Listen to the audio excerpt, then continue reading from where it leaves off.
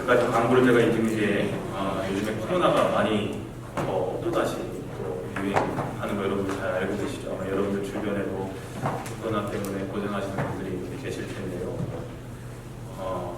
마스크 쓰는 거 교회에서 아직 저희는 이제 정부의 가이드라인을 따르지만 아직은 멘데토리로 필수적으로 쓰시라는 말씀을 못 드리겠지만 여러 가지로 가능하면 써주시는 게 좋을 것 같다는 말씀을 먼저 드립니다.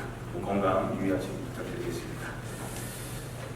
세상에서 일어나는 일 중에 답답하고 안타깝고 속상하고 억울하고 견디기 힘든 일은 악한 자들은 잘못된 삶을 사는 사람들은 잘 되고 바르고 선하게 살려고 하는 사람들은 고통을 받는 일입니다. 악한 사람들은 오히려 돈도 잘 벌고 권력도 누리면서 큰 소리 치면서 살고 반대로 자기에게 주어진 삶을 열심히 살고 하루하루 가족들과 함께 행복하게 사는 것이 전부라고 생각하며 살던 사람들이 그들이 큰 잘못을 저지르지도 않았음에도 불구하고 특별히 힘이 있는 사람들에 의해서 권력자들에 의해서 무고한 희생을 당하게 될 때 그것은 우리를 참으로 답답하게 합니다. 그리고 우리는 묻게 됩니다. 도대체 언제까지 이런 일이 되풀이되어야 하는가? 왜 악한 자는 심판을 받지 않고 선한 자는 그 삶에 합당한 상을 받지 못하는가? 도대체 하나님의 뜻은 무엇인가? 악한 자가 잘 되고 선한 자가 어려움을 겪는 것이 과연 하나님의 뜻이란 말인가? 과연 하나님이 살아계시다면 어찌 이런 일들이 일어날 수 있단 말인가? 우리는 이렇게 묻지 않을 수 없습니다. 세상에서 돌아가는 일들을 보더라도 우리는 그런 질문들을 가곤 합니다. 이런 질문은 오늘날의 우리들의 질문만은 아니었던 것 같습니다. 시편 37편에는 그 질문에 대해서 이런 답을 줍니다. 시편 37편 1절에서 10절에 악한 자들이 잘 된다고 해서 속상해하지 말며 불의한 자들이 잘 산다고 해서 시샘하지 말아라. 그들은 풀처럼 빨리 시들고 구성기처럼 사라지고 난다. 주님만 의지하고 선을 행하여라. 이 땅에서 사는 동안 성실히 살아라. 기쁨은 오직 주님에게서 찾아라. 주님께서 네 마음의 소원을 들어주신다. 내 갈 길을 주님께 맡기고 주님만 의지하여라. 주님께서 이루어 주실 것이다. 너의 의의를 빛과 같이 너의 공의를 한낮의 햇살처럼 빛나게 하실 것이다. 잠잠히 주님을 바라고 주님만을 애타게 찾아라. 가는 길이 언제나 평탄하다고 자랑하는 자들과 악한 계획도 언제나 이룰 수 있다는 자들 때문에 마음 상해하지 말아라. 노여움을 버려라. 격분을 가라앉혀라. 불평하지 말아라. 이런 것들은 오히려 악으로 기울어질 뿐이다. 진실로 악한 자들은 뿌리째 뽑히고 말 것이다. 그러나 주님을 기다리는 사람들은 반드시 땅을 물려받을 것이다. 조금만 더 참아라. 악인은 멸망하고야 만다. 아무리 그 있던 자취를 찾아보아도 그는 이미 없을 것이다 라고 답을 이미 주셨습니다. 악한 자들이 잘 된다고 해서 속상해하지 말며 불의한 자들이 잘 산다고 해서 시샘하지 말라는 겁니다. 그들은 불처럼 빨리 시들어버리고 사그라지고 만다는 겁니다. 악인이 지금은 번성하고 잘 사는 것 같지만 곧 멸망당할 것이고 아무리 그 있던 자취를 찾아봐도 그는 이미 없을 것이라는 얘기입니다. 그러니 조급해하거나 안달하지 말고 오직 주님의 믿부심만을 간직하고 갈 길을 주님께 맡기고 주님만 의지하라는 겁니다. 기쁨은 오직 주님에게서만 찾고 잠잠히 주님만을 바라보며 살라는 겁니다. 그리고는 이어서 11절에 이렇게 선포합니다. 온유한 사람들이 오히려 땅을 차지할 것이며 그들이 크게 기뻐하면서 평화를 누릴 것이다 라는 말씀이 있습니다. 바로 이 시편 37편 11절의 말씀을 인용한 것이 오늘의 본문입니다. 하나님께서는 온유한 사람들이 땅을 차지하게 하시고 그들이 크게 기뻐하면서 평화를 누리게 하실 것이다 라는 선포의 약속이 있는 말씀이었습니다. 예수님께서 말씀하신 팔복 중 세 번째는 온유한 자는 복이 있나니 그들이 땅을 기업으로 받게 된다라는 말씀입니다. 이 온유하다와 비슷한 뜻으로 쓰이는 말을 찾으라고 한다면 순종한다, 반항하지 않는다, 순응한다, 순하다, 부드럽고 예의가 바르다, 겸손하다, 양보한다라는 그런 말의 뜻을 찾을 수 있을 겁니다. 얼핏 보기에는 매우 나약해 보이는 말들이죠. 예수님은 이런 사람들이 복을 받을 것이라고 말씀하셨는데 현실 속에서 실제로 그런 태도를 갖고 세상을 살다 보면 늘 남들에게 당하고 손해보고 상처받게 될 것이라는 생각이 강하게 듭니다. 여러분도 그렇게 생각하실지도 모릅니다. 그런데 예수님은 그런 사람들이 결국에 가서는 땅을 기업으로 차지하게 될 것이라는 역설적인 진리를 가르쳐주고 계신 겁니다. 오늘 본문에 온유한 사람은 자기 스스로 잘났다라고 스스로 믿음이 좋다라고 큰 소리치면서 다른 사람을 함부로 판단하거나 경멸하는 삶을 사는 사람이 아니라 오히려 남과 더불어 살려 애쓰는 사람들을 말합니다. 온유한 사람은 예수님을 본받아서 오로지 하나님만 의지하면서 남을 공격하거나 복수를 깨하거나 지배하기를 거부하는 사람을 말합니다. 그런 사람들에게 주어진 복이 바로 그들이 땅을 기업으로 받을 것이다 라는 말씀입니다. 하나님의 백성이 약속된 가나안 땅을 선물로 받았듯이 온유한 사람들도 땅을 받게 되는데 그것이 무엇이냐, 바로 하늘나라를 선물로 받게 될 것이다 라는 얘기입니다. 그래서 오늘 본문은 이렇게 바꿀 수가 있습니다. 온유한 사람은 복이 있다. 그들이 하늘나라를 차지할 것이다. 그렇다면 예수님께서 팔복에서 말씀하신 온유한 자들은 어떤 사람들을 얘기할까요? 이 질문에 답하기 위해서 먼저 알아야 할 것이 있습니다. 그것은요, 예수님께서 말씀하신 온유한 자는 힘도 없고 실력도 없어서 어쩔 수 없이 남들에게 공정하면서 주어진 상황에 순응하며 살 수밖에 없는 사람들을 말하는 것이 아니다라는 겁니다. 예수님께서 말씀하신 온유함이란 비록 힘이 있고 실력과 능력이 있을지라도 그것들을 잘 조절하여서 부드럽게 말과 행동으로 표현하는 지혜를 말하고 있는 겁니다.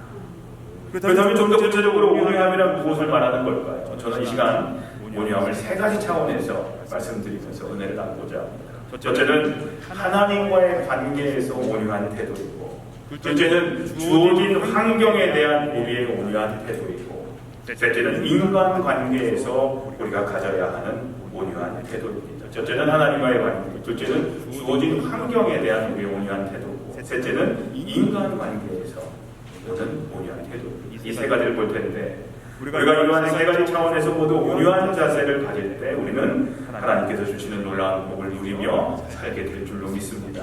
첫째로 우리는 하나님과의 관계에 있어서 온유한 태도를 가져야 합니다. 그리고 그러한 온유한 태도는 하나님께 대한 순종과 겸손의 자세로 나타나게 되어 있습니다. 온유함의 뜻에 대해서 앞에서 설명할 때 순종하다, 겸손하다라는 단어들과 비슷한 뜻이 있다고 말씀드렸는데요. 하나님 앞에서 자신의 주장을 내세우지 않고 하나님의 뜻에 100% 순종하는 것, 이것이 하나님 앞에서 온유한 자의 참 모습인 것입니다. 이것은 예수님께서 보여주셨던 모습이기도 합니다. 누가복음 22장에 아버지, 만일 아버지의 뜻이라면 내게서 이 잔을 거두어 가십시오. 그러나 내 뜻대로 되게 하지 마시고 아버지의 뜻대로 되게 하여 주십시오 라고 말씀하십니다. 100% 순종이죠. 내 뜻이 아니라 하나님 아버지의 뜻대로 되게 해달라는 말씀이셨습니다. 사도 바울은 온유한 말씀으로, 온유한 마음으로 하나님께 순종하시는 예수님을 이렇게 또한 표현합니다. 우리가 함께 읽었던 교동문 1부서 2장의 말씀이 그 내용입니다. 그는 하나님의 모습을 지니셨으나 하나님과 동등함을 당연하게 생각하지 않으시고 오히려 자기를 비워서 종의 모습을 취하시고 사람과 같이 되셨습니다. 그는 사람의 모양으로 나타나셔서 자기를 낮추시고 죽기까지 순종하셨으니 곧 십자가에 죽기까지 하셨습니다. 그러므로 하나님께서는 그를 지극히 높이시고 모든 이름 위에 뛰어난 이름을 그에게 주셨습니다 라고 고백합니다. 하나님 앞에서 겸손한 것도 온유한 자의 자연스러운 모습입니다. 성경에서 보면 겸손이라는 말은 온유라는 말과 자주 함께 쓰이기 때문입니다. 마태복음 11장에 나는 마음이 온유하고 겸손하니 내 멍에를 메고 나한테 배워라 라고 예수님은 말씀하십니다. 하나님 앞에서 자기를 낮추는 것이 겸손입니다. 자기의 지혜나 경험을 의지하지 않고 하나님만을 의지하는 것이 겸손입니다. 그리고 이러한 겸손한 자세는 온유한 자들만이 가질 수 있는 태도입니다. 성경은 이렇게 하나님 앞에서 온유한 마음을 가지고 겸손한 자들을 하나님께서 하늘의 상으로 축복해 주신다고 약속하고 있습니다.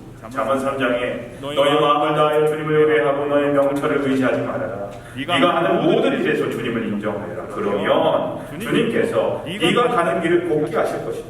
스스로 지혜롭다고 여기지 말고 주님을 경외하며 악을 멀리 하여라. 그러면 이것이 너의 몸의 모양이 되어 상처가 났고 마음이 아픔이 사라질 것이다 라고 말씀하고 있습니다.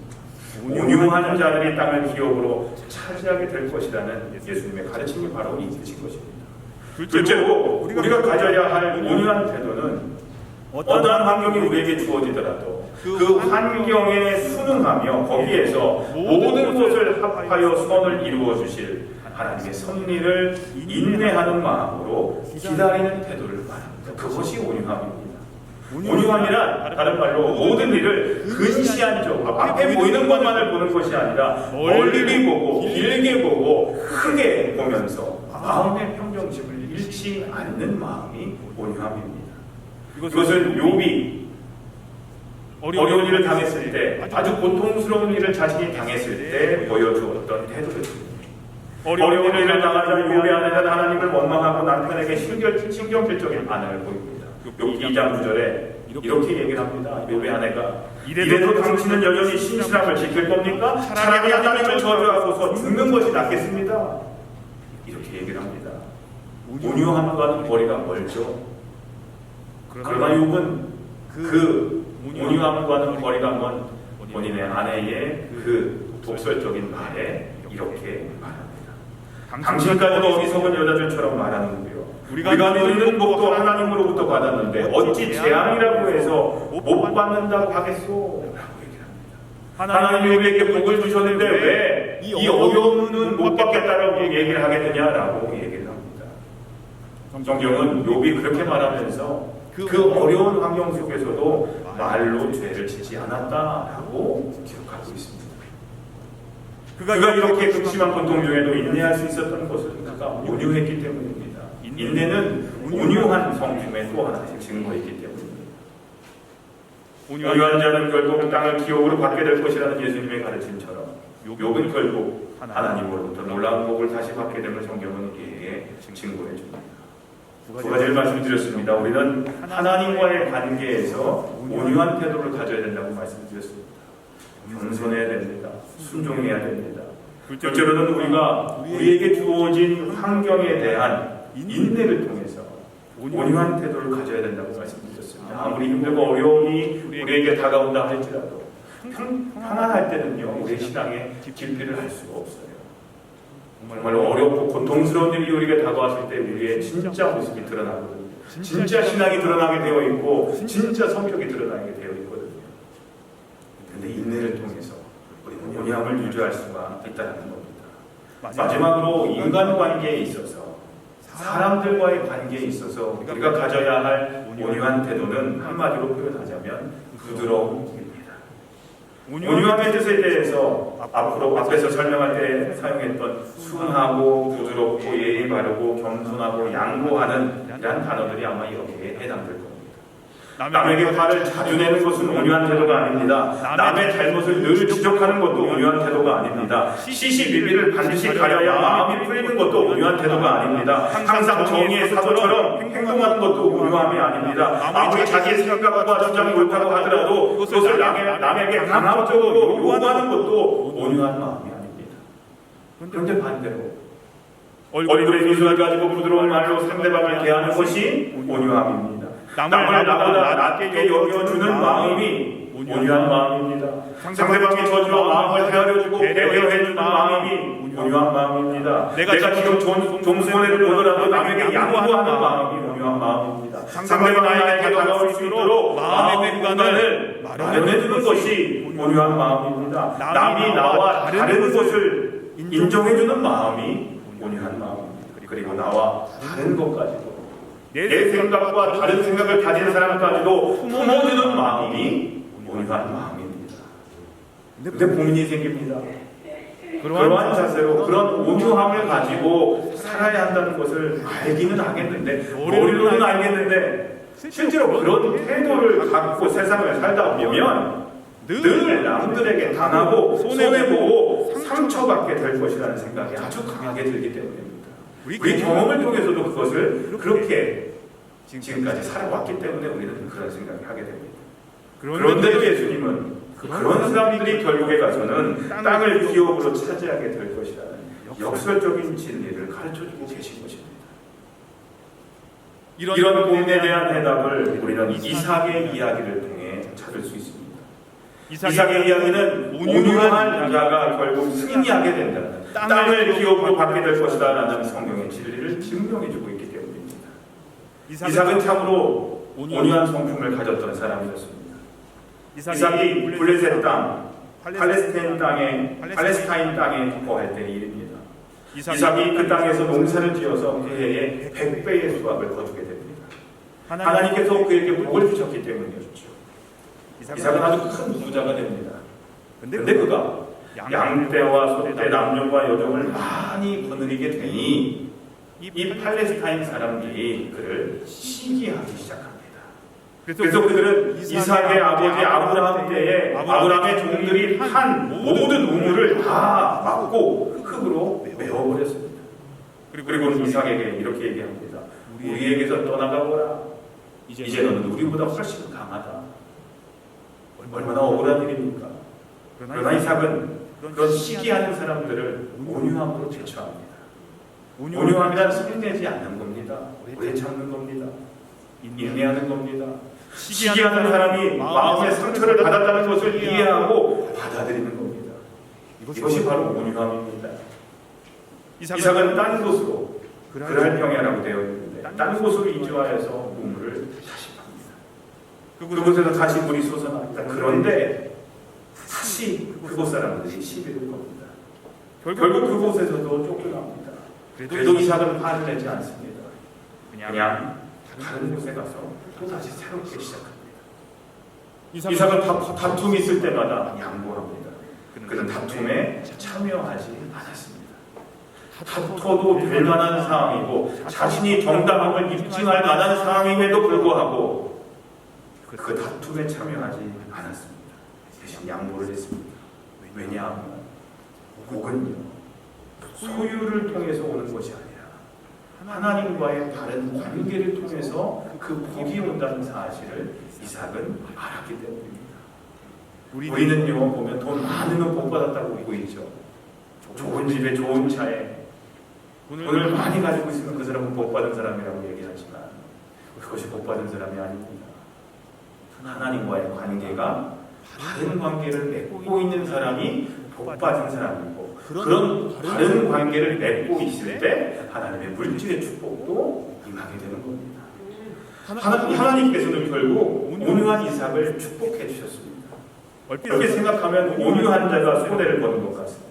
강한 자만이 생존 경쟁에서 살아남을 수 있을 것만 같아 보입니다. 그러나 악한 자는 잠깐 복을 받는 것 같으나 길이 누리지 못하고 오래가지 못하고 땅에서 그 후손이 끊어질 것이요, 온유한 자는 세상에서 밀려나갈 것 같으나 그 후손이 길이 복을 받고 하나님 나라에 참여할 것임을 성경은 우리에게 말씀하고 있는 것입니다. 땅 성도님들, 예수님의 성품을 한마디로 요약하라면 온유하심일 겁니다. 한번 따라해 보실까요? 온유하심. 마태복음 11장에 나는 마음이 온유하고 겸손하니 내 멍에를 메고 내게 배우라. 그러면 너희는 마음에 쉼을 얻을 것이다 라고 말씀하셨습니다. 주님은 마음이 온유하고 겸손하신 분이십니다. 그렇다면 주님의 제자인 여러분과 저는 온유한 사람입니까?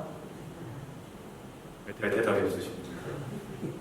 우리는 온유한 사람들입니까? 오늘 본문에서 온유한 사람들에게 주어진 복은 그들이 땅을 기업으로 받을 것입니다 라는 얘기입니다. 하나님의 백성이 약속된 땅을 선물로 받았듯이 온유한 사람들도 땅을 곧 하늘나라를 천국을 선물로 받게 될 것이라는 약속이 있는 말씀입니다. 온유한 사람 복이 있다. 그들이 하늘나라를 차지할 것이다. 하늘나라는요 온유한 사람들이 사는 곳입니다. 그리고 교회가 그런 온유한 공동체가 되어야 합니다. 그래서 교회 안에서 천국을 경험할 수 있어야 합니다. 오늘날 이 땅에 참으로 많은 교회들이 있지만 온유한 교회는 얼마나 있을까요? 우리 배단위는 어떤 교회입니까? 여러분들이 생각하기에 우리 배단위는 온유한 교회입니까? 교회의 크기, 성도들의 많고 적음에 상관없이 그 교회 공동체 안에 참으로 온유한 사람들이 많이 거한다면 그 교회는 저절로 뭐가 되겠어요? 천국이 될 겁니다. 우리 교회에서 천국을 경험해야죠. 이 땅에서 천국을 경험하는 사람들이 죽어서 나중에 천국에 갈 수 있는 겁니다. 이 땅에서 천국을 경험 못한 사람들이 어떻게 하늘나라에 갈 수 있겠습니까? 못 가죠. 그렇다면 우리 마음속에 천국을 경험할 뿐만 아니라 우리 가정에서, 우리 교회에서, 우리가 사는 이 지역사회에서 천국을 경험할 수 있어야 됩니다. 하나님의 통치하심을 경험할 수 있어야 될 뿐만 아니라 온유함을 통해서 천국을 선물로 받을 수 있어야 되죠. 저와 여러분들이 온유함으로 우리 배단위를 이룬다면 우리 배단위는 천국이 될 겁니다. 제가 목회하면서 바라는 건 이 한 가지입니다. 행복하게 기쁨으로 우리가 신앙생활하는 겁니다. 우리 교회가 뭐 옆에 있는 베델교회가 우리 교회의 뭐 타겟이 되고 뭐 우리 교회의 목표가 된다고 생각하십니까? 아니요. 빌립보 교회가 그렇게 그렇다고 생각하십니까? 한 번도 저는 목회하면서 그런 생각 해본 적이 없습니다. 그 교회는 그 교회 나름대로의 하나님의 사역이 있을 것이고 우리 교회는 우리 교회 나름대로의 사역이 있고 해야 할 일들이 있습니다. 우리 나름대로 말씀 속에서 말씀을 지키며 말씀대로 천국을 이루며 신앙생활하면 됩니다. 큰 교회 다녔다고 해서 하나님이 천국에서 더 잘 대우해 주실 것 같다고 생각하세요? 아니요. 개인이에요. 개인적으로. 내가 온유한 마음을 가지고 있느냐, 내가 하나님 말씀 따라서 어떻게 살아가고 있느냐에 따라서 천국의 상급이 우리에게 주어지는 겁니다. 우리가 온유한 마음을 소유할 때 우리는 분명히 이 배단위에서 천국을 맛보게 될 줄로 믿습니다. 사랑하는 성도님들, 우리 배단위는 바로 그런 온유한 교회, 천국을 경험하는 교회로 자라나야 할 줄로 믿습니다. 주님께서 오늘 우리에게 말씀하고 계십니다. 온유한 사람은 복이 있다. 그들이 땅을 차지할 것이다. 간절히 바라옵기는 우리들의 말과 행동에서 예수님을 닮은 온유함이 흘러 넘치시기를 소원합니다. 우리가 서로가 서로에게 온유함으로, 지금도 온유함으로 대하시고 계시지만 더 의도적으로라도 더 크게 온유함으로 서로가 서로를 대하시길 바랍니다. 그래서 그 온유함이 충만한 가정과 교회와 일터를 이루시고 하나님이 주시는 놀라운 은혜와 복을 경험하시는, 천국을 경험하며 사시는 복된 성도님들이 되시기를 온유하신 예수님의 이름으로 간절히 소원하며 기도합니다. 기도하겠습니다. 하나님과의 관계 속에서, 저희 삶 속에서, 그리고 인간관계 속에서, 교우들과의 사이에서 항상 온유함을 잃지 않는 삶을 살게 해주시옵소서. 그래서 온유한 사람만이 받을 수 있는 주님의 복을 마음껏 누리며 살아가는 삶이 되게 해주시옵소서. 온유함을 통해 이 땅에서 하나님의 나라를 맛보며 살게 해주시옵소서. 예수님의 이름으로 기도합니다. 아멘. 이 시간 하나님께